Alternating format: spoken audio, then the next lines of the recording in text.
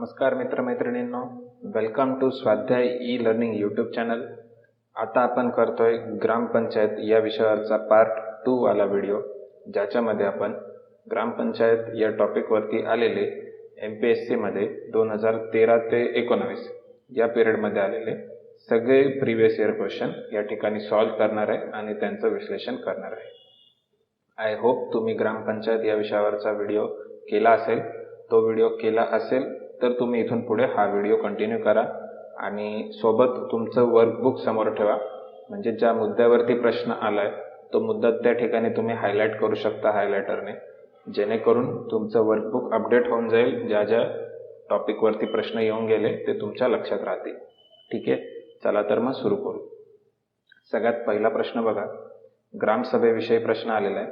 तर ग्रामसभेसंबंधी खालील विधानांचा विचार करा.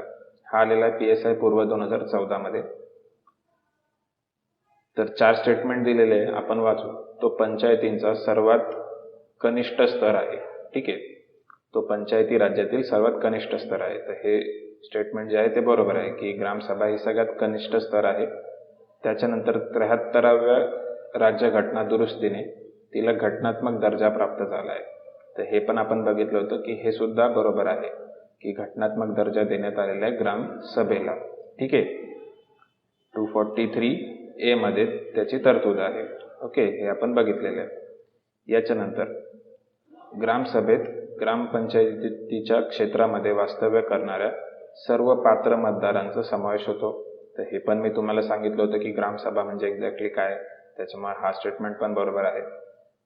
आणि त्याच्यानंतर 4थं स्टेटमेंट आहे, वित्तीय वर्षामध्ये म्हणजे एका फायनान्शियल इयरमध्ये ग्रामसभेच्या 4 बैठका घ्याव्या लागतात अशी प्रोव्हिजन आहे. आणि 2 बैठकांमधलं अंतर हे जास्तीत जास्त 4 महिने पाहिजे, त्याच्यापेक्षा जास्त नको असं त्या ठिकाणी म्हटलेलं आहे. ठीक आहे, तर हे सगळं आपण बघितलं होतं. त्याच्यामुळे 4ही पण स्टेटमेंट बरोबर आहे आणि याच्यामुळे आपल्या आन्सर येईल पर्याय क्रमांक 4 वरील सर्व बरोबर. ठीक आहे, कारण इथं आपल्याला खालीलपैकी कोणती विधाने बरोबर आहे असं विचारले. ठीक आहे, म्हणून आपण वरीलपैकी सर्व मार्क करणार. पर्याय क्रमांक 4 हे आपलं या ठिकाणी आन्सर असणार आहे. ठीक आहे, पुढे जाऊया. पुढचा प्रश्न बघा, मुंबई ग्रामपंचायत अधिनियम 1958 याच्या कलम 10 नुसार ग्रामपंचायतींची सदस्य संख्या ही कमीत कमी डॅश व जास्तीत जास्त डॅश इतकी असावी. हा आलेला आहे राज्यसेवा मुख्य परीक्षा 2019ला. ठीक आहे, तर हे पण मी तुम्हाला सांगितलं होतं की महाराष्ट्रामध्ये कमीत कमी 7 ते जास्तीत जास्त 17 एवढी त्या ठिकाणी संख्या आहे. आणि देशाच्या हिशोबात बघितलं तर देशामध्ये कमीत कमी 5 ते जास्तीत जास्त 31 इतकी संख्या आहे. ठीक आहे, आणि आपल्याला काय विचारलंय, महाराष्ट्रातलं विचारलंय. ठीक आहे, मुंबई ग्रामपंचायत अधिनियम याच्यावरती विचारले. त्याच्यामुळे आपला आहे पर्याय क्रमांक 3, 7 आणि 17 हे आपलं आन्सर आहे. ठीक आहे, तर बघा खूप सोपा क्वेश्चन होता. आपल्या इन्फॉर्मेशन मधून सहज तो सॉल्व्ह होत आहे. पुढचा प्रश्न बघा, पुढील 2 विधानांपैकी कोणते योग्य नाही असं आपल्याला विचारलंय. ठीक आहे, इथं आपल्याला अलर्ट राहायचंय. इथं कोणतं चुकीचं आहे ते आपल्याला विचारले. हा आलेला आहे राज्यसेवा मुख्य परीक्षा 2019ला. तर बघा, पंचायत ही ग्रामसभेची कार्यकारी समिती आहे. ठीक आहे, आता हे आठवून बघा. मी तुम्हाला त्या ठिकाणी जेव्हा ग्रामसभा एक्सप्लेन करत होतो तिथे मी व्हाईट बोर्डमध्ये तुम्हाला ते ड्रॉ करून दाखवलं होतं. ठीक आहे, की जी ग्रामसभा आहे ती लेजिस्लेटिव्ह बॉडी आहे आणि याची एक्झिक्युटिव्ह बॉडी म्हणून ग्रामपंचायत त्या ठिकाणी आहे. ठीक आहे, असं मी तुम्हाला डायग्रामच्या फॉर्ममध्ये दाखवलं होतं. आणि ते मी पार्लमेंट पासून तर विधानसभेपर्यंत सगळं कम्पेअर केलं होतं. ठीक आहे, तर त्याच्यामुळे तेच आपल्याला इथं विचारलंय. स्टेटमेंट अ जे आहे ते बरोबर आहे. ठीक आहे, की पंचायत ही ग्रामसभेची कार्यकारी समिती आहे. ठीक आहे, ही ग्रामपंचायत जी आहे ती एक्झिक्युटिव्ह बॉडी आहे आणि ग्रामसभा जी आहे ती लेजिस्लेटिव्ह बॉडी आहे. ठीक आहे, पुढचं स्टेटमेंट काय आहे की 73व्या घटना दुरुस्तीने ग्रामसभेचा कार्यकाळ हा 5 वर्ष निश्चित केलेला आहे. ठीक आहे, बघा इथे अलर्ट राहा. बऱ्याच लोकांनी इथे सिली मिस्टेक केली होती. ठीक आहे, त्यांनी ग्रामसभा या कीवर्डवरती फोकस नाही केलं. त्यांना असं वाटलं की ग्रामपंचायतीचा कार्यकाळ विचारला. तर ग्रामपंचायत जी असते ती 5च वर्षाकरता असते, हे फिक्स आहे. पण ग्रामसभा जी आहे ती अनलिमिटेड आहे. ठीक आहे, इन्फायनाईट टाईमपर्यंत ती कुठे टर्मिनेट होत नाही. ठीक आहे, ते कायमस्वरूपी सभागृह आहे. त्याच्यामुळे हे जे म्हणताय की ग्रामसभेचा कार्यकाळ 5 वर्ष निश्चित केलाय, हे चुकीचं आहे. ठीक आहे, आणि आपल्याला प्रश्नामध्ये चुकीचं कोणतं आहे तेच विचारलं होतं, म्हणून आपण पर्याय क्रमांक 2 मार्क करणार, केवळ ब. ठीक आहे, आय होप तुम्हाला समजलं असेल. पुढचा प्रश्न बघा. ग्रामसभा आहे आणि खाली 4 वाक्य दिलेले आहेत. राज्यसेवा मुख्य परीक्षा 2019. ठीक आहे, बघा, एकच ग्रामसभा हाच एक घटक आहे. याच्यावरती राज्यसेवा मुख्य परीक्षा 2019 मध्ये इतक्यातल्या इतक्यात आपण 2 प्रश्न बघितले. तर बघा, ग्रामसभा काय आहे? पंचायती राज व्यवस्थेची प्राथमिक संघटना. हे बरोबर आहे. ठीक आहे, की ही प्रायमरी बॉडी आहे पंचायत राज व्यवस्थेतली, किंवा सर्वात खालच्या स्तरावरती काम करणारी बॉडी आहे.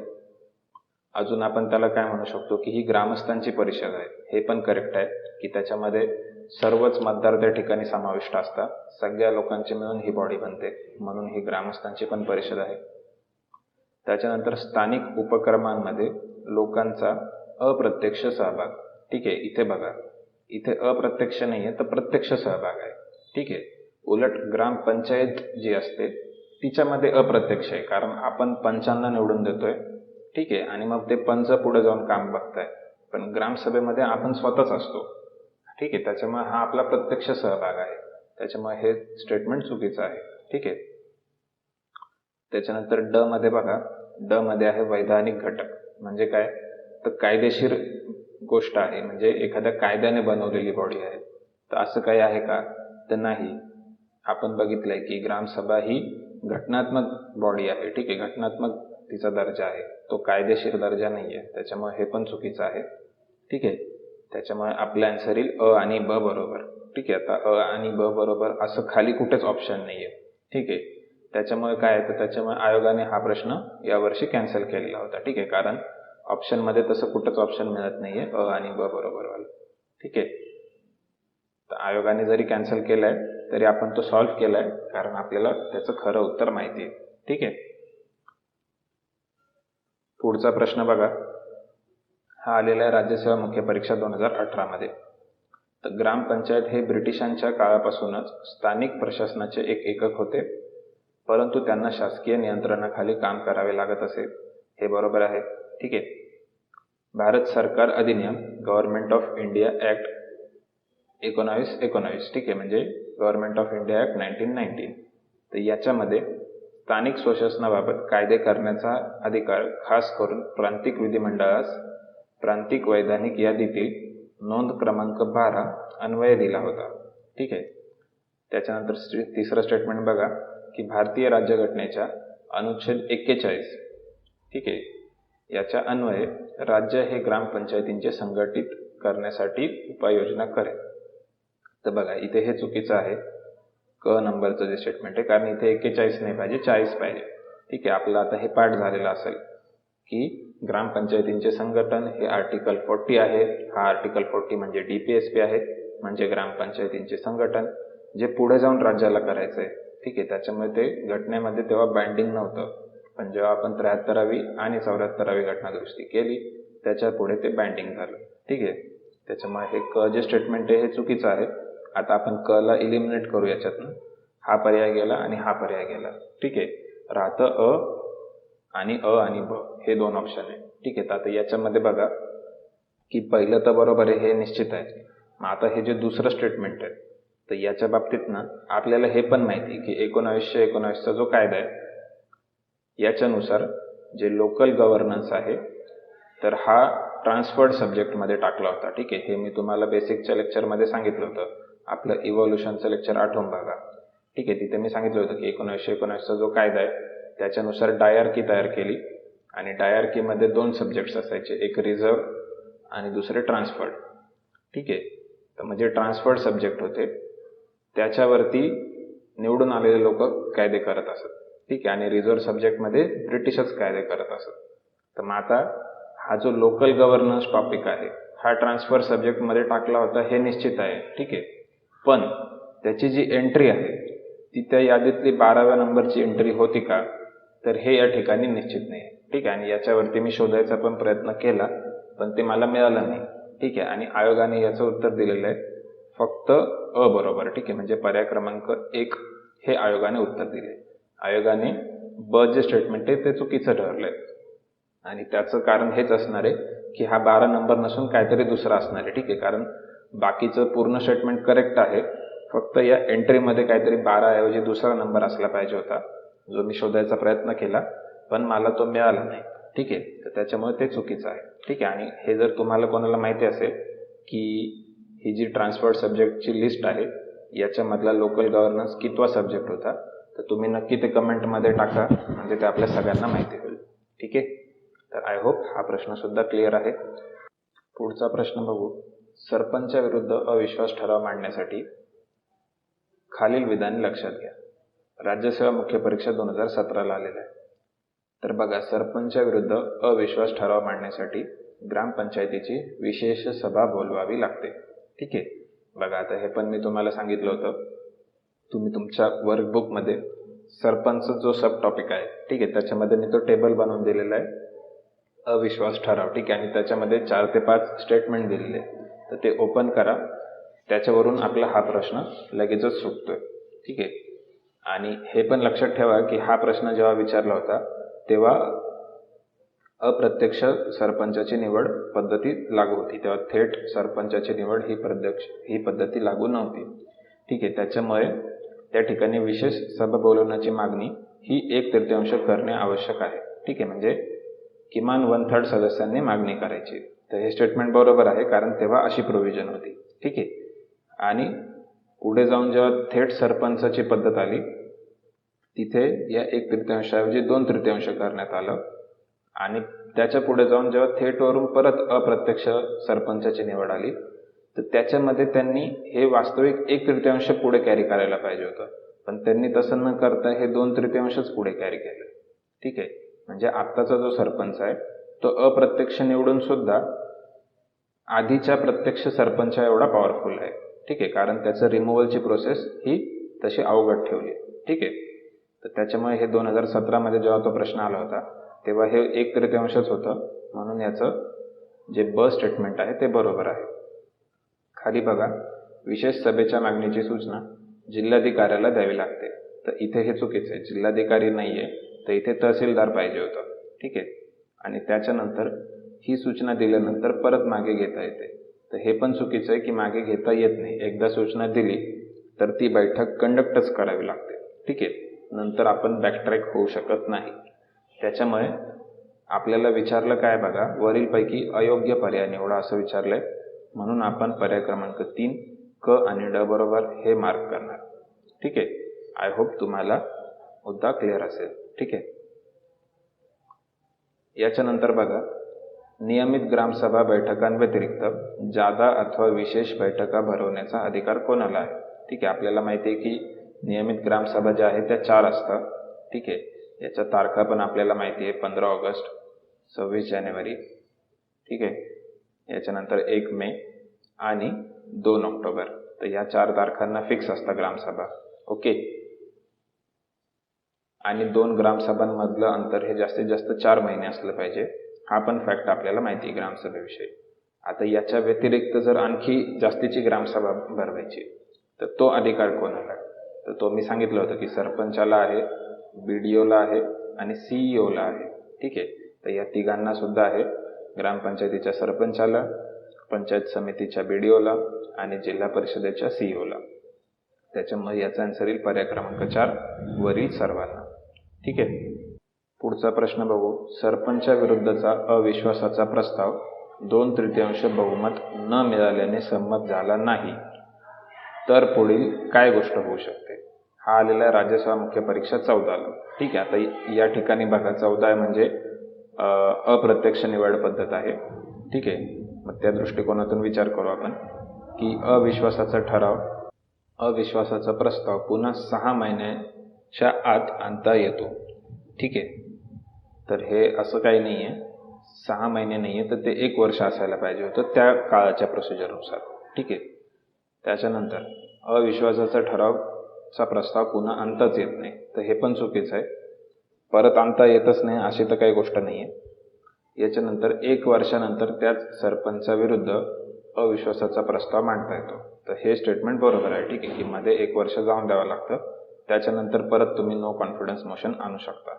आणि त्याच्यानंतर चौथं काय आहे की सरपंच विवाद अर्ज उच्च न्यायालयात सादर करता येतो. तर हे असं काही नाही आहे.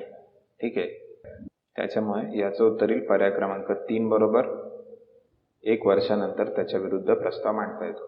ठीक आहे, आता हाच जर प्रश्न आपल्याला 2021ला किंवा 22ला विचारला तर आताची कंडिशन काय आहे की एकदा सगळ्यात पहिले तर इंट्रोड्यूस करताना तुम्हाला 2/3 मेजॉरिटी लागते. त्याच्यानंतर तुम्हाला तो तहसीलदाराकडे द्यावा लागतो. तहसीलदार 7 दिवसाच्या आत मीटिंग कंडक्ट करतो. त्या बैठकीमध्ये हा प्रस्ताव 3/4 मेजॉरिटीने पास झाला पाहिजे. वुमन असेल तरी 3/4 मेजॉरिटीने पास झाला पाहिजे. ओके, आणि समजा पास नाही झाला तर तो पुढचे 2 वर्ष आणता येत नाही. ठीक आहे, आणि त्या ग्रामपंचायतीची मुदत संपायला शेवटचे 6 महिने बाकी असले तरी तो आणता येत नाही. तसेच ग्रामपंचायतीची स्थापना झाली तर लगेचच 2 वर्ष आणता येत नाही. ठीक आहे, सुरुवातीचे.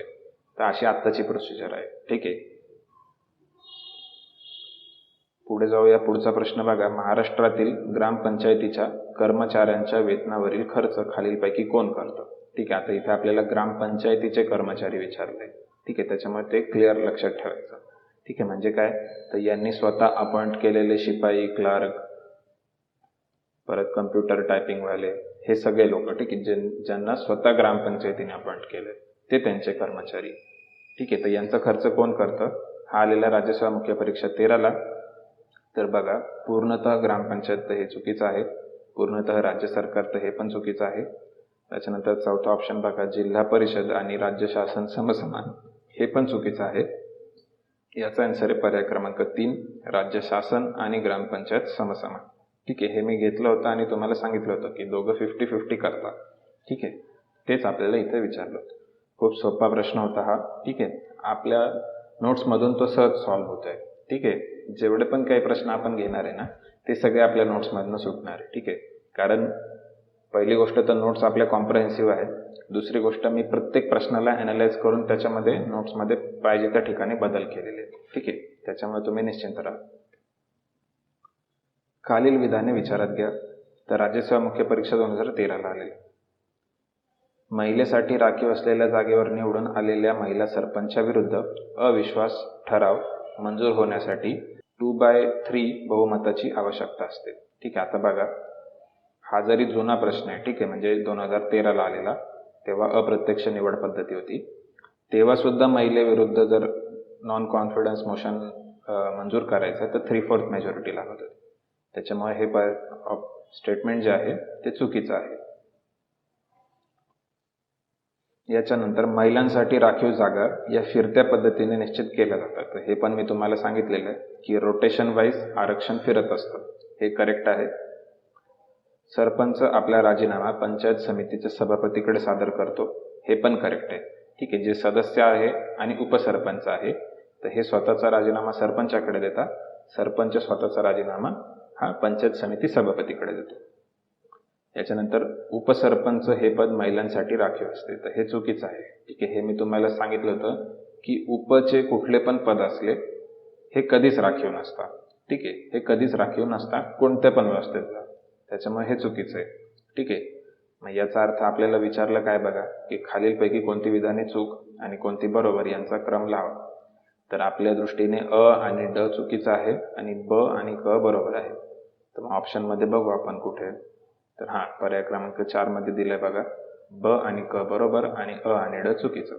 तर हेच आपलं आन्सर. ठीक आहे, तर बघा इथे प्रत्येक प्रश्न मी खूप डिटेलमध्ये जाऊन घेतोय, त्याचे ऑप्शन पण एलॅबोरेट करतोय. ठीक आहे, त्याच्यामुळे आपण कॉम्प्रिहेन्सिव्हली करत आहोत सगळं. त्याच्यामुळे तुम्ही चिल राहा. आपण जे करतोय ते मोर दॅन सफिशियंट असणार आहे. ठीक आहे, पुढचा प्रश्न बघा. ग्रामपंचायतीमधील एका वार्डामध्ये 3 सभासद निवडायचे आहेत.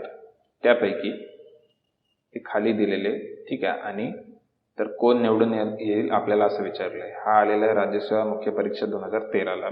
ठीक आहे, तर बघा 3 जागा आहे. त्याच्यातली 1 जागा महिला राखीव आहे, 1 जागा अनुसूचित जातीसाठी म्हणजे SC साठी आहे आणि 1 जागा जनरल म्हणजे ओपन कॅन्डिडेटसाठी आहे. आणि 5 उमेदवार आहेत त्यांना खालीलपैकी मते मिळालेली आहे आणि कोणते 3 उमेदवार निवडून येतील हे आपल्याला विचारले. ठीक आहे, आता बघा वास्तविक या प्रश्नामध्ये कोण कुठून उभं आहे तर हे आपल्याला सांगायला पाहिजे होतं आयोगाने. ठीक आहे, तर असं कोण कुठून उभे हे न सांगता डायरेक्टली आपण गेस नाही करू शकत. ठीक आहे, कारण महिला राखीवमध्ये SCची पण महिला उभी राहू शकते. ठीक आहे, आणि जनरलची पण महिला उभी राहू शकते.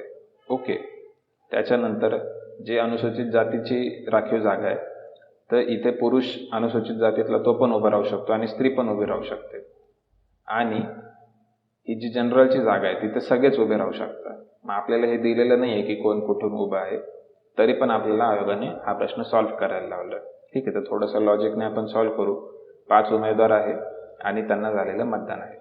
ठीक आहे, तर याच्यामध्ये बघा सगळ्यात पहिले आपण अनुसूचित जातीचा विचार करू. मग आता SC मध्ये समजा हे 2 उमेदवार उभे आहेत, एक पुरुष आहे आणि एक महिला आहे. एकाला 500 आहे आणि एकाला 200 आहे. तर ऑफकोर्स कोण निवडून येईल त्याच्यामध्ये, तर जो 500 वाला आहे तो निवडून येईल, म्हणजे अफिक्स झाला. ठीक आहे, याच्यानंतर महिला राखीवरती मग ही महिलाच उरली त्याच्यामुळे ती फिक्स झाली. ठीक आहे, आणि त्याच्यानंतर जे जनरल आहे त्याच्या ठिकाणी बघा ज्याला सगळ्यात जास्त आहे जनरलमध्ये, मग त्याच्यामुळे हा जो 400 वाला आहे हा सगळ्यात जास्त, त्याच्यामुळे तो फिक्स झाला. ठीक आहे, त्याच्यामुळे आपला आन्सर पाहिजे अ, ब आणि ड. मग आता ते पर्यायामध्ये चेक करू आपण कुठे, तर ते पर्याय क्रमांक 3 मध्ये आहे अ, ब आणि ड, ते आपला आन्सर. ठीक आहे, तर मग अशा पद्धतीने आपण हा प्रश्न सॉल्व्ह करू शकतो. पण माझ्या मते कोण कुठनं उभं आहे हे दिलं असतं तर ते जास्त बेटर राहिलं असतं. ठीक आहे,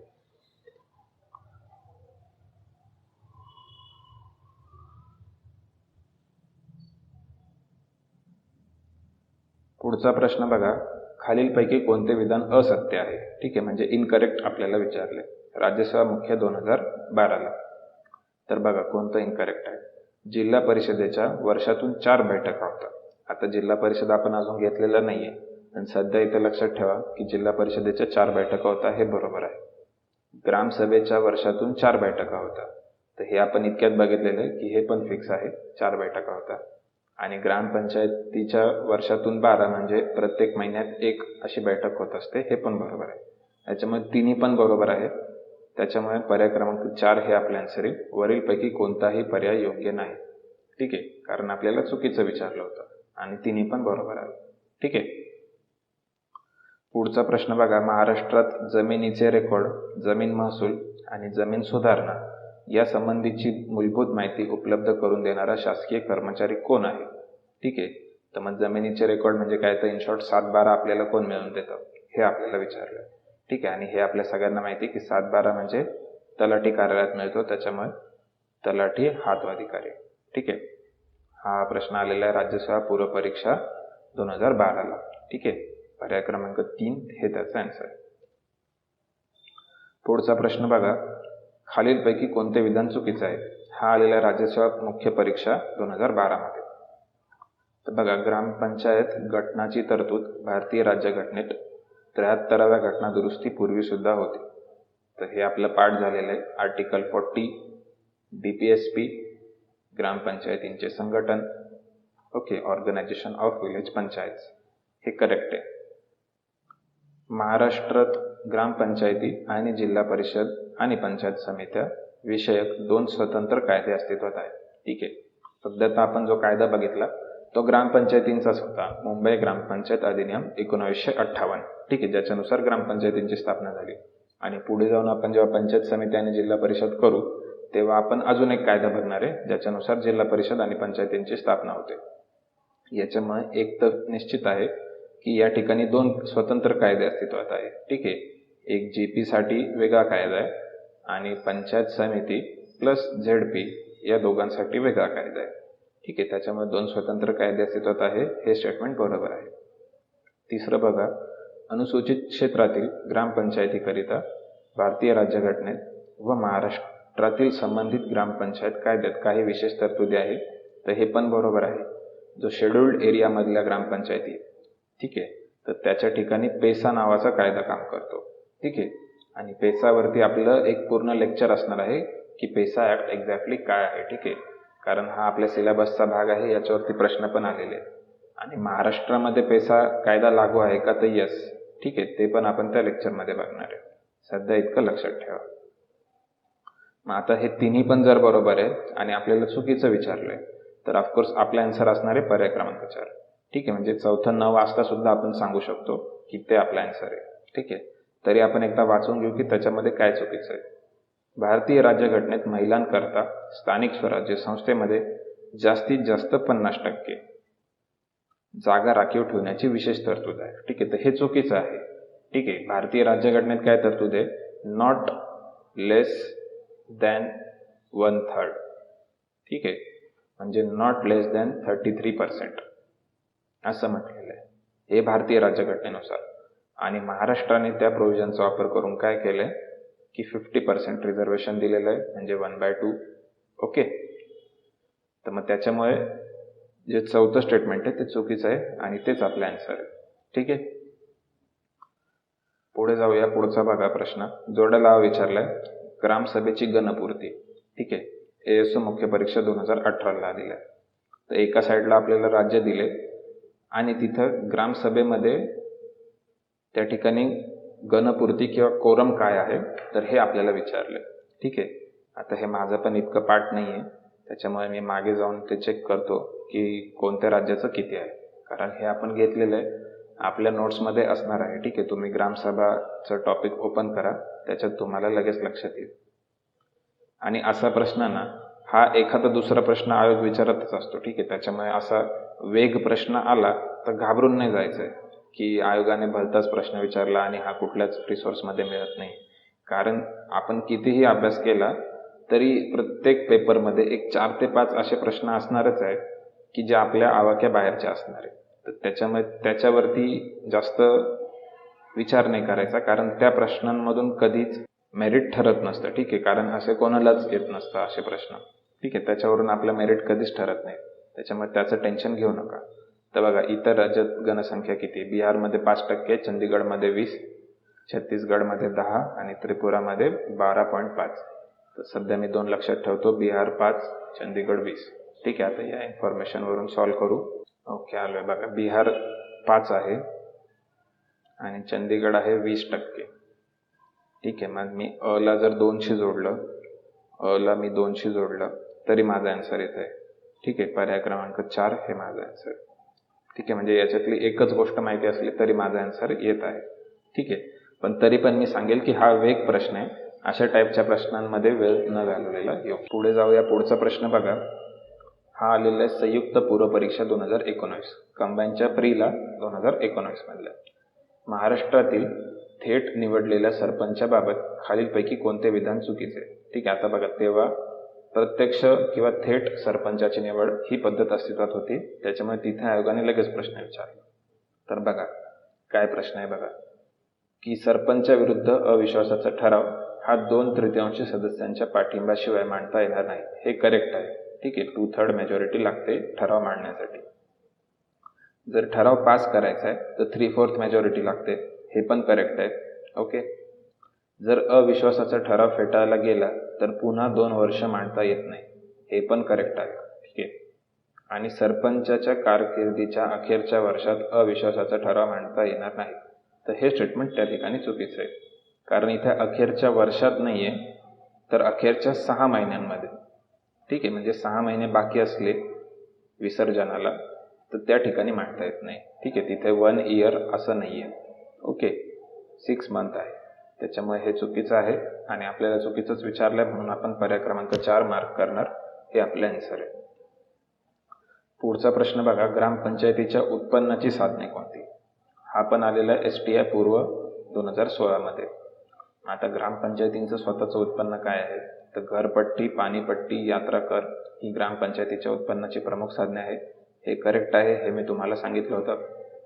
गावातून गोळा केलेल्या जमीन महसुलातील 30% वाटा हा ग्रामपंचायतीला मिळतो आणि उरलेला 70% वाटा हा जिल्हा परिषदेला मिळतो. ठीक आहे, हे मी तुम्हाला सांगितलं होतं, हे बरोबर आहे. याच्यानंतर विविध योजनांच्या अंमलबजावणीसाठी राज्य सरकार त्यांना अनुदान देत असतं, तर हे पण करेक्ट आहे. ठीक आहे, त्याच्यामुळे तिन्ही पण बरोबर आहे आपला आन्सर येईल पर्याय क्रमांक 4 वरील सर्व बरोबर. पुढे जाऊया. पुढचा प्रश्न बघा. खालीलपैकी कोणती विधाने बरोबर नाहीत? इथे आपल्याला चुकीचं विचारलं. ASO पूर्व परीक्षा 2015 मध्ये ग्रामसेवकाची नियुक्ती मुख्य कार्यकारी अधिकाऱ्याकडून केली जाते. हे करेक्ट आहे. CEO त्याला अपॉइंट करताय. ठीक आहे. आणि त्याच्यासाठी एक्झाम घेण्याचं काम कोणाचं असतं? जिल्हा निवड मंडळाचं, जे सध्या अस्तित्वात आहे का? तर नाही. ठीक आहे. ग्रामसेवक हा ग्रामपंचायतीचा सचिव असतो. हे पण करेक्ट आहे. ग्रामसेवक हा ग्रामसभेचा सचिव म्हणूनही काम करतो. हे पण करेक्ट आहे. ओके. त्याचे वेतन ग्रामपंचायतीकडून दिले जाते. हे इनकरेक्ट आहे. हे मी तुम्हाला सांगितलं होतं की हा जो ग्रामसेवक आहे हा ॲक्च्युली जिल्हा परिषदेचा नोकर आहे. त्याला जिल्हा परिषदेने ग्रामपंचायतीमध्ये काम करण्यासाठी पाठवलेलं आहे आणि त्याचं जे वेतन आहे किंवा पगार किंवा बाकीच्या सगळ्या गोष्टी आहेत हे जिल्हा परिषद स्वतः देईल. ठीक आहे. त्याच्यामुळे त्याचं वेतन ग्रामपंचायतीकडून दिलं जात नाही. ठीक आहे. त्याच्यामुळे इथे दिलं जाते असं म्हटलंय म्हणून ते चुकीचं. याच्यानंतर तो ग्रामपंचायतीचा नोकर असतो. हे पण चुकीचं. तो जिल्हा परिषदेचा नोकर आहे. ठीक आहे. त्याच्यामुळे याचा आन्सर येईल ड आणि ई. हे चुकीचं आहे आणि आपल्याला चुकीचंच विचारलंय म्हणून पर्याय क्रमांक 4. ठीक आहे. तर आय होप हा विषय क्लिअर असेल. पुढे जाऊया. पुढचा प्रश्न विचारला होता आपल्याला PSI पूर्व परीक्षा 2014 मध्ये ग्रामपंचायतीच्या सरपंचांबाबत खालील विधानांचा विचार करा. आता सरपंचा बाबतीत काय काय? तर तो ग्रामपंचायतीचा कार्यकारी प्रमुख असतो. एक्झिक्युटिव्ह हेड असतो. हे आपल्याला करेक्ट आहे. ग्रामपंचायतीच्या बैठकी बोलवतो आणि अध्यक्षस्थान भूषवतो. हे पण करेक्ट आहे. ग्रामपंचायतीच्या ठरावांची आणि निर्णयाची अंमलबजावणी करतो. हे पण करेक्ट आहे. अकार्यक्षमता, अयोग्य वर्तन आणि भ्रष्टाचार या कारणावरून जिल्हा परिषदेची स्थायी समिती त्याला पदभ्रष्ट करू शकते. तर हे चुकीचं आहे. ठीक आहे. ही जिल्हा परिषदेची स्थायी समिती त्याला आधी पदभ्रष्ट करू शकत होती. आत्ता अशी काही प्रोव्हिजन नाही आहे. त्याच्यामुळे हे चुकीचं आहे. त्याच्यामुळे आपला आन्सर येईल पर्याय क्रमांक 3 केवळ अ, ब, क बरोबर. ठीक आहे.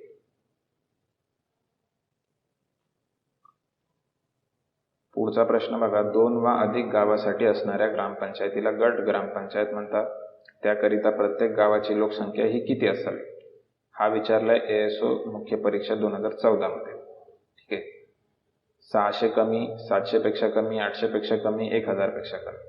तर याचं उत्तर आहे पर्याय क्रमांक 1 600 पेक्षा कमी. ठीक आहे. आणि मी तुम्हाला हे पण सांगितलं होतं की एका प्रश्नात आयोगाने 500 बरोबर दिलंय आणि एका प्रश्नात आयोगाने 600 बरोबर दिलंय, म्हणून मी तिथं दोन्ही पण घेतले होते. तर जो 600 बरोबर दिलाय तो हा प्रश्न होता आणि 500 वाला पुढे येईलच तेव्हा मी तो सांगतो. ठीक आहे. मग हे 2014 मध्ये हे उत्तर दिलं होतं. याच्यानंतर महाराष्ट्रातील बहुतांश खेड्यामध्ये ग्रामसभा यशस्वी न होण्याची कारणे कोणती? आता हा थोडासा ॲनालिटिकल प्रश्न आहे. थेट मिळणार नाही. आपण लॉजिकने सॉल्व्ह करू. ASO पूर्व परीक्षा 2014. तर ग्रामसभा यशस्वी का नाही आहे? सगळ्यात पहिली गोष्ट काय? सरपंचाची उदासीनता. कारण का? तर ग्रामसभा बोलवण्याची जबाबदारी त्याच्यावरती आहे. ठीक आहे. त्याच्यानंतर ग्रामपंचायत सदस्यांची अनिश्चितता. ठीक आहे. म्हणजे यांनाच इंटरेस्ट नाही आहे. ओके. हे पण बरोबर आहे. त्याच्यानंतर लोकांची निरक्षरता. ठीक आहे. पीपल आर लेस एज्युकेटेड. हे पण बरोबर आहे. त्याच्यामुळे याचं उत्तर येईल पर्याय क्रमांक 4 वरीलपैकी सर्व बरोबर. ठीक आहे. खूप जनरल स्टेटमेंट होते त्याच्यामुळे हे लॉजिकने सहज सुटतंय. पुढचा प्रश्न बघा. ASO पूर्व परीक्षा 2014 ला आलेला आहे. महाराष्ट्रातील ग्रामपंचायत सरपंच पदाचा कार्यकाळ हा 5 वर्षाचा असतो. हे करेक्ट आहे. ठीक आहे. महाराष्ट्रातील ग्रामपंचायत उपसरपंच पदास आरक्षण असते. हे चुकीचं आहे.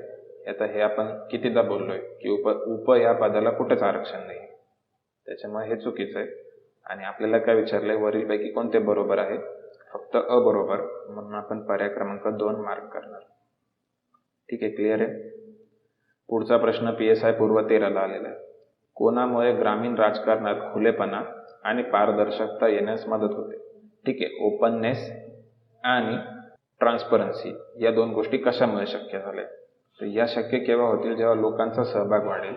आणि लोकांचा सहभाग कशातून वाढतोय? तर तो ग्रामसभेतून वाढतोय. म्हणून याचं उत्तर येईल पर्याय क्रमांक 1 ग्रामसभा. ठीक आहे.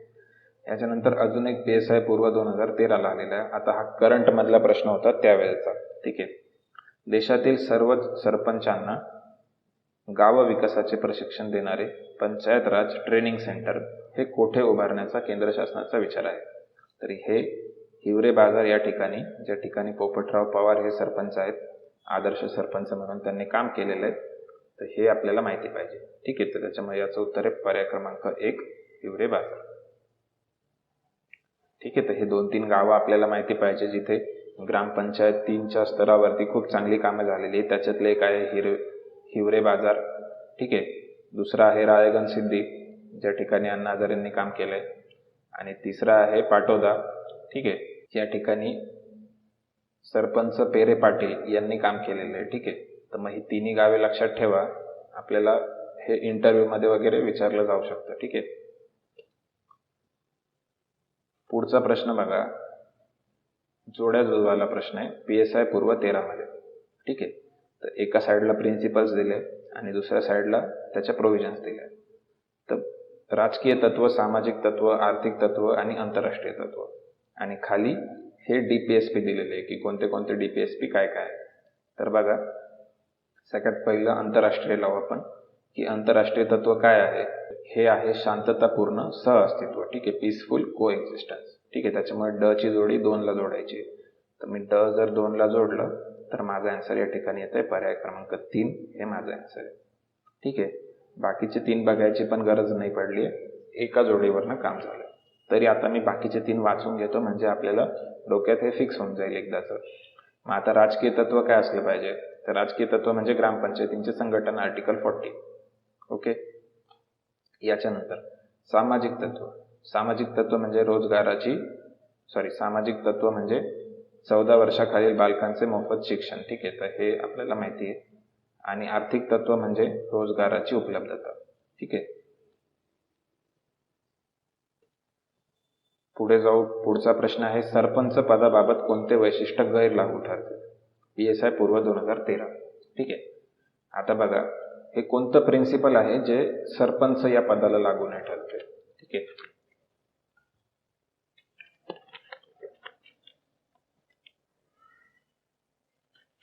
आपल्याला ते विचारले.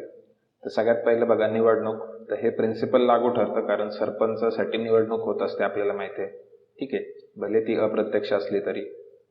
त्याच्यानंतर अनुसूचित जातींसाठी आरक्षण, हे पण आपल्याला माहिती आहे की सरपंच पदासाठी SC ST किंवा महिला याच्यासाठी रिझर्वेशन आहे. ठीक आहे, तसं रिझर्वेशन आपण कधी बघितलंय का की CM किंवा PM पदासाठी असं रिझर्वेशन आहे? तर नाही आहे, ते फक्त सरपंच पदासाठी आहे. ठीक आहे, किंवा पंचायत राजमधल्या प्रमुख पदांसाठी आहे. याच्यानंतर प्रत्यावर्तन, तर हे आपण आतापर्यंत ऐकलंय का, तर हेच त्याचा आन्सर आहे. तर असं काही नाही आहे. आणि स्त्रियांसाठी आरक्षण, तर हे तत्व सुद्धा लागू आहे. ठीक आहे, 50% जागा या स्त्रियांसाठी राखीव असतात. ठीक आहे, मग आता प्रत्यावहन म्हणजे नक्की काय, जे आपला आन्सर आहे पर्याय क्रमांक 3. मग आता त्याला मी एक्सप्लेन करतो. प्रत्यावहन म्हणजे काय, तर प्रत्यावहन म्हणजे रिकॉल. ठीक आहे, तर मग राईट टू रिकॉल आहे का असं आपल्याला म्हटलंय. तर मग राईट टू रिकॉल आपल्याला भारतामध्ये कुठेच नाही आहे. ठीक आहे, म्हणजे असं काय सरपंच पदाबाबतच नाही तर कोणत्याच पदाबाबत आपल्याकडे राईट टू रिकॉल नाही.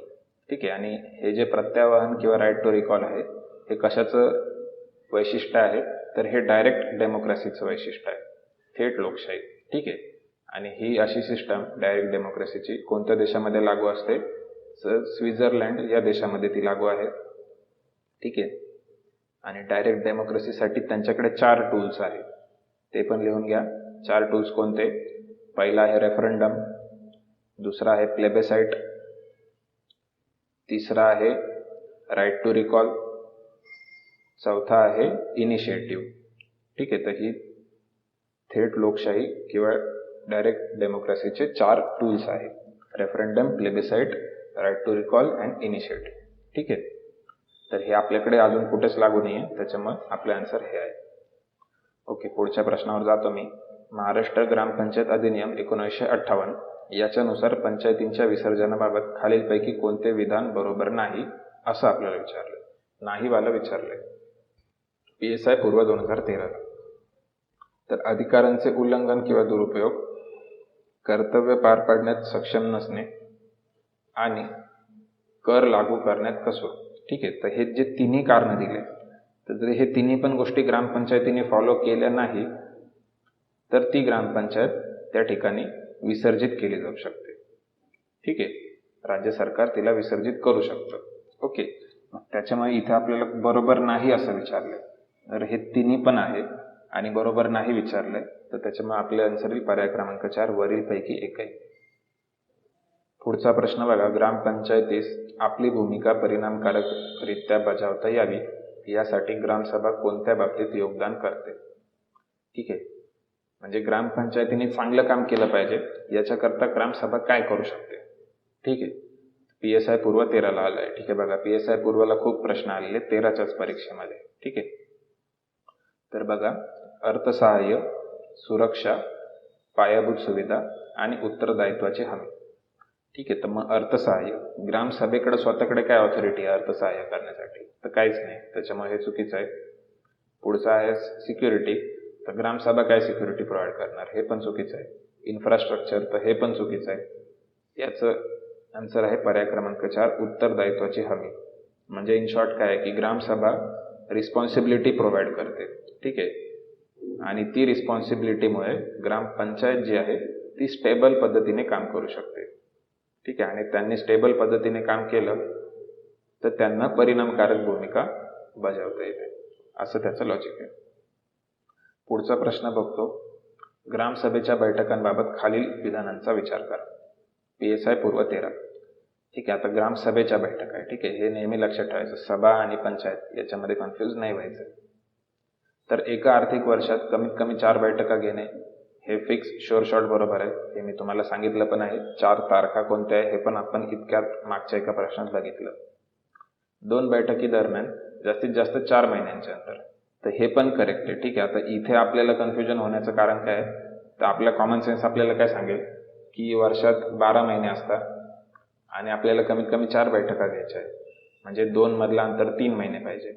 ठीक आहे, तर तसं नाही आहे ग्रामसभेच्या बाबतीत. ठीक आहे, हे कुठं लॉजिक आपलं होतं जिल्हा परिषद, जे मी पुढे सांगेन. सध्या इथं लक्षात ठेवा की वर्षात 4 बैठका आणि दोघांमधलं अंतर 4 महिन्यापेक्षा जास्त नको. ठीक आहे, सरपंच आणि त्याच्या अनुपस्थित उपसरपंच बैठक बोलवू शकतो, हे करेक्ट आहे. ग्रामसभेच्या बैठकीआधी स्त्री सभासदांची बैठक घेणे, हे पण करेक्ट आहे. ठीक आहे, त्याच्यामुळे सगळे बरोबर आहे. याचा आन्सर येईल पर्याय क्रमांक 4 सर्व बरोबर आहे. ओके, पुढचा प्रश्न बघा, खालीलपैकी कोणते विधान ग्रामसभेला लागू होत नाही? ठीक आहे, आता इथे परत ग्रामसभेवरतीच प्रश्न आहे, पण लागू होत नाही विचारले. ASO मुख्य 2013. गावातील सर्व प्रौढ नागरिक हे ग्रामसभेचे सदस्य असतात, करेक्ट आहे.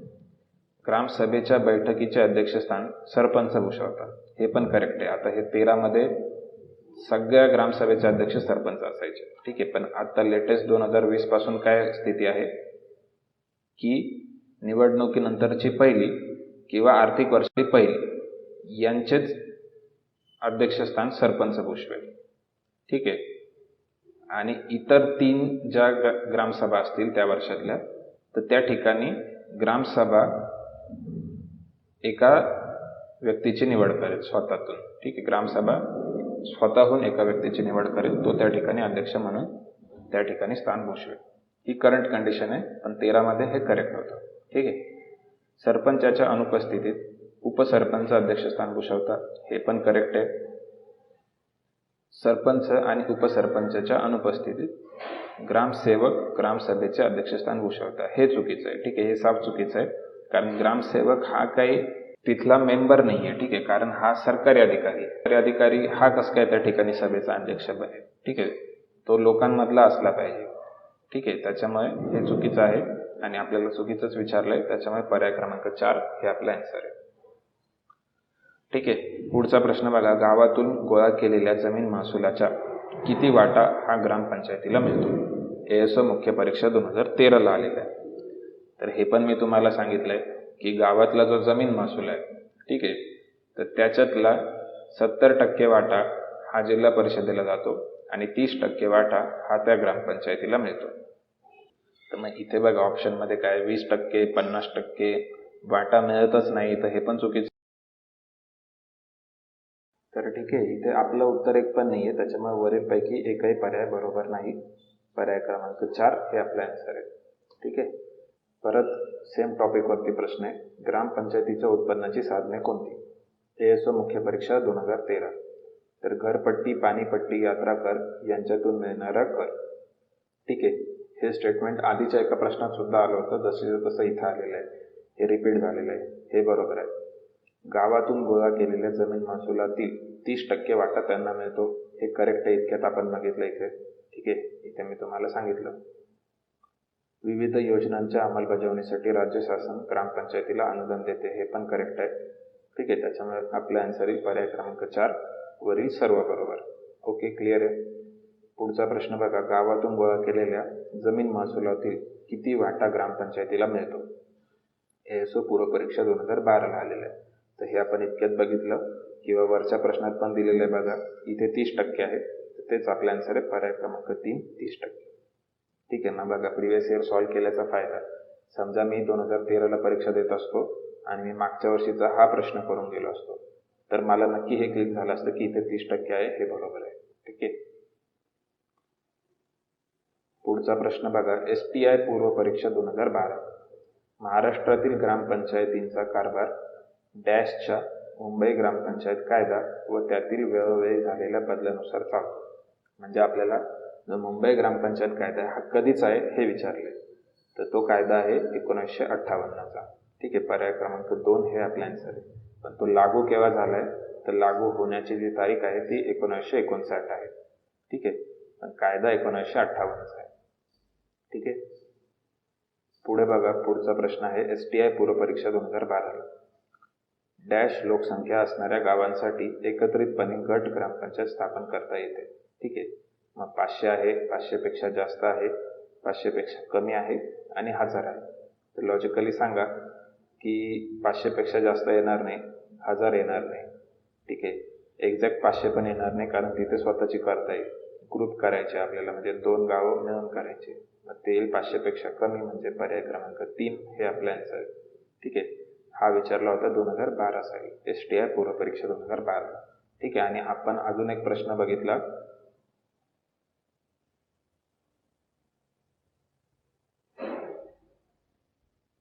हे बघा, हा प्रश्न ASO मुख्य परीक्षा 2014चा. इथे काय म्हणतंय की गट ग्रामपंचायत स्थापन करण्यासाठी किती लोकसंख्या असावी. ठीक आहे, तर इथे आयोगाने 600पेक्षा कमी दिलंय. ठीक आहे, आणि तिथे आपल्याला दिले 500पेक्षा कमी, म्हणून त्या ठिकाणी मी वर्कबुकमध्ये दोन्ही पण इन्क्लूड केले होते. ठीक आहे, कारण याचं काही ऑथेंटिकेट नाही. काही पुस्तकांमध्ये असं म्हटलंय की 500 ही नवीन प्रोव्हिजन आहे, जुनी 600 आहे, तर ते पण काही मला व्यवस्थित मिळालं नाही. ठीक आहे, म्हणून आपण दोन्ही लक्षात ठेवू. ठीक आहे. पुढचा प्रश्न बघा. ग्रामपंचायतींची तपासणी करण्याचे अधिकार कोणाकडे आहे? हा विचारला STI पूर्व परीक्षा 2012. तहसीलदार नाही, उपजिल्हाधिकारी नाही, जिल्हाधिकारी नाही, तर हे होते महसूल आयुक्त यांच्याकडे, रेव्हेन्यू कमिशनर. आणि हे केव्हा 2012 मध्ये हा प्रश्न आला, म्हणून हे याचा आन्सर आहे. ठीक आहे, हाच प्रश्न जर 2020 मध्ये विचारला तर त्या ठिकाणी आपला आन्सर काय राहील, तर ते आपला आन्सर लोकसंख्येवरून ठरेल की गावाची लोकसंख्या किती आहे. ठीक आहे, मग तिथे 3 गोष्टी दिलेल्या आहेत त्या टेबलमध्ये. एक स्वतः ग्रामसभा करेल, ठीक आहे, आणि अजून 2 गोष्टी. ठीक आहे, तर तुम्ही तो टेबल चेक करा, तिथं दिलेलं होतं. ग्रामपंचायतींचे दैनंदिन कामासाठी कोण जबाबदार असतं? ठीक आहे, PSI पूर्व 2012. तर दैनंदिन कामासाठी ग्रामसेवक जबाबदार असतो, पर्याय क्रमांक 3 हे आपला आन्सर आहे. ग्रामसभेचे सदस्य होण्यासाठी किती वय लागतं? ठीक आहे, STI पूर्व परीक्षा 2012. आता बघा, इथे आपल्याला खूप स्मार्टली कन्फ्यूज करता आलं असतं जर आपल्याला हा 21 पर्याय 1 नंबरला दिला असता. ठीक आहे, तर तिथे बऱ्याचशा लोकांनी घाईघाईत ग्रामसभा आणि ग्रामपंचायत याच्यात कन्फ्यूज होऊन 21 मारून आले असते. ठीक आहे, पण आपल्याला माहिती आहे की ग्रामसभा म्हणजे लोकांचं सभागृह आहे, जे परमनंट आहे आणि जे मतदार आहे. आणि मतदार होण्यासाठी एकच अट आहे, ते म्हणजे भारताचा नागरिक आणि 18 वर्षापेक्षा जास्त वय. ठीक आहे, त्याच्यामुळे याचा आन्सर आहे पर्याय क्रमांक 1. पुढचा प्रश्न बघा. ग्रामसभेची गणपूर्ती संख्या किती आहे? ठीक आहे, म्हणजे तर ग्रामसभेमध्ये किती लोक असले पाहिजे की ती सभा चालू करता येईल. ठीक आहे, याच्यावरती आपण एक जोडा लावायला पण प्रश्न बघितला की जो वेगवेगळ्या राज्यांमध्ये किती टक्के मतदार असले पाहिजे असं दिलंय, आणि आता आपल्याला हे स्पेशली महाराष्ट्रातलं विचारलंय. तर मग बघा, याचं उत्तर आहे पर्याय क्रमांक 1. मतदार यादीतील 15% लोक म्हणजे मतदार किंवा 100 मतदार यापैकी जी संख्या कमी असेल ती. ठीक आहे, तर ही ग्रामसभेची गणपूर्ती आहे. ठीक आहे, हे लक्षात ठेवा. ओके. आणि ग्रामपंचायतची जर गणपूर्ती विचारलं, ठीक आहे, ग्रामपंचायतची, तर ती 1/2 आहे. ठीक आहे, ग्रामसभेची इतक्यात आपण बघितली. ओके. आणि जर एखादी शेड्युल्ड एरियामधली ग्रामसभा असली, ठीक आहे, म्हणजे पेसा कायद्या अंतर्गत येणारी, ठीक आहे, ते पुढे येणारच आहे पण इथे प्रश्न आलाय म्हणून सांगतोय. तर पेसा अंतर्गत येणारी जर ग्रामसभा असली तर त्या ठिकाणी 25% किंवा 100 एवढी गणपूर्ती आहे. ठीक आहे, मग हे लक्षात ठेवा किंवा तुम्ही आत्ताच नोट डाऊन करू शकता हवं तर. ठीक आहे, तर कोणत्या ठिकाणी किती गणपूर्ती आहे हे पण आपण बघितलंय. ओके. पुढचा प्रश्न बघा, ग्रामसेवकाच्या संदर्भातील योग्य विधान निवडा. STI पूर्व परीक्षा 2013ला. आता ग्रामसेवकाचं काय काय महत्वाचं आहे? ते ग्रामपंचायतीचे दैनंदिन काम पार पाडतात. करेक्ट आहे. यांची नेमणूक राज्य शासनाकडून होते. ठीक आहे, आता तसं इन इफेक्ट राज्य शासनाकडून आहे पण इथे स्पेसिफिक धरलेलं आहे आयोगाने, त्याच्यामुळे हे चुकीचं आहे. याची नेमणूक जी आहे ती CEO कडून होत असते, जिल्हा परिषदेचा CEO. ठीक आहे, ते ग्रामपंचायतींचे महत्त्वाची कागदपत्रे आणि हिशोब सांभाळतात. हे करेक्ट आहे. आणि ते पंचायत समितीच्या सभांच्या नोंदी ठेवतात. हे चुकीचं आहे. पंचायत समितीच्या सभांच्या नोंदी त्या ठिकाणी BDO ठेवेल. ठीक आहे, ग्रामपंचायतीच्या सभांच्या नोंदणी ग्रामसेवक ठेवेल. ठीक आहे, त्याच्यामुळे हे चुकीचं आहे. मग आपल्या आन्सर येईल, आपल्याला विचारलं काय तर योग्य विचारले. ठीक आहे, मग अ आणि क योग्य. ठीक आहे, तर त्याच्यामुळे पर्याय क्रमांक 4 हे आपले आन्सर आहे, अ आणि क योग्य. ठीक आहे.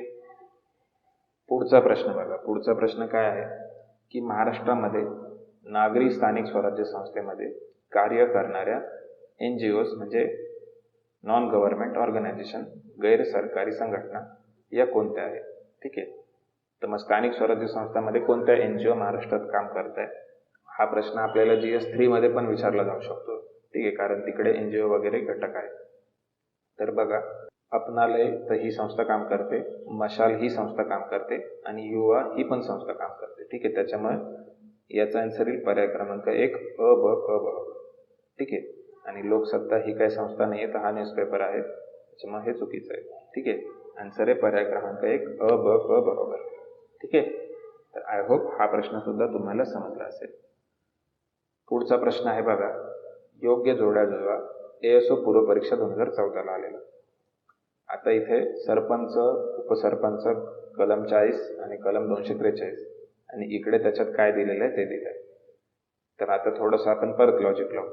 उपसरपंचाचं काम काय आहे की सरपंचाच्या अनुपस्थितीमध्ये ग्रामपंचायत बैठकीचा अध्यक्ष. ठीक आहे, मग त्याच्यामुळे हे याला जोडलं. क्लिअर आहे. कलम 40 मध्ये आर्टिकल 40 DPSP याच्यामध्ये ग्रामपंचायतींचं संघटन हे याला जोडलं. सरपंच हा ग्रामसभेचा अध्यक्ष याला जोडलं आणि 243 मध्ये ग्रामसभेची व्याख्या हे याला जोडलं. ठीक आहे, आता याच्यावरून आपण बघू कोणता आन्सर येतं.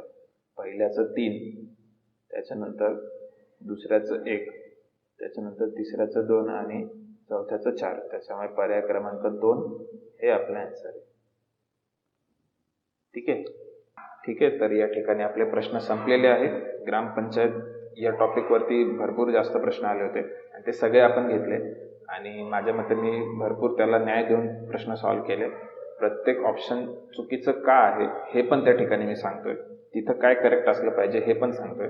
म्हणजे खूप डेप्थमध्ये जाऊन आपण याचं विश्लेषण करतोय.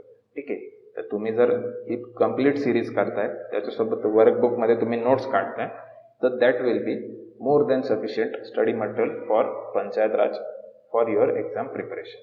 ठीक आहे, तर आय होप तुम्हाला व्हिडिओ आवडला असेल. आवडल्यास नक्की लाईक करा, शेअर करा आणि चॅनलला सबस्क्राईब करा. आपल्या मित्रांपर्यंत आपला चॅनल पोहोचवा. ठीक आहे, तुम्ही आपल्या एक मित्राला एक व्हिडिओ शेअर करू शकता. एकाने जरी एकाला एक व्हिडिओ शेअर केला तरी आपल्याला खूप मदत होणार आहे याच्यामध्ये. ठीक आहे, काही प्रश्न असल्यास कमेंट करा आणि आपल्या टेलिग्राम चॅनलला सुद्धा त्या ठिकाणी जॉईन करून राहा. या ठिकाणी तुम्हाला भरपूर अपडेट मिळत राहतील. भेटूया पुढच्या लेक्चरमध्ये, ज्याच्यामध्ये आपण पंचायत समिती शिकणार आहोत. ठीक आहे. थँक्यू.